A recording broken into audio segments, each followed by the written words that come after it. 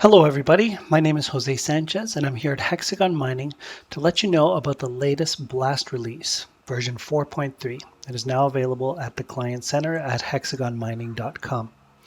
One of the major improvements in this release is the ability that we've added to do manual naming of drill holes. This can be invoked either from an existing pattern or when you're designing a new pattern.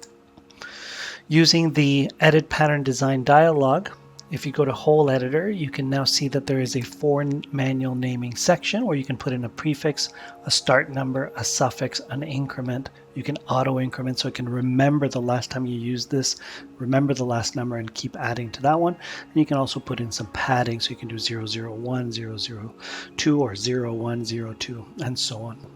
You could put in a blast prefix, starting number 1, suffix could be that we're working on level 120 for this example.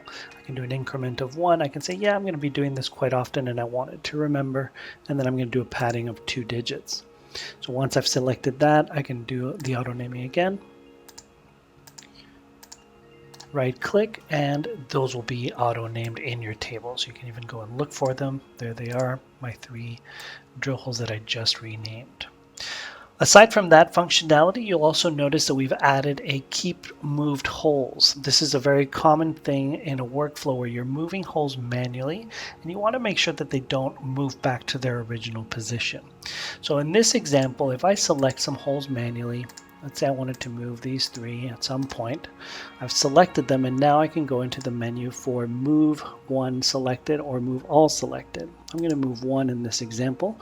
I'm going to click on this and just snap it into a contour that's nearby.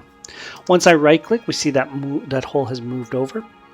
Now if I was to unlock the pattern because I wanted to work on some other parts of the pattern, let's say I wanted to do some changes in any of the other configurations, obviously when I hit preview, that hole is going to move right back. So if you've moved a lot of holes around and you're doing this quite constantly, this could become a bit of a tedious exercise to make sure you don't move them back.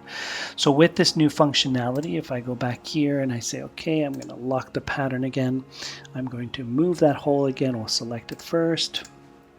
Let's just select this one this time, and I am going to move that selected hole like I did the first time.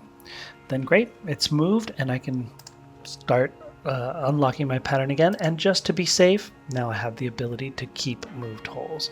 So even if I do hit preview, change anything, that moved hole will stay in the moved location.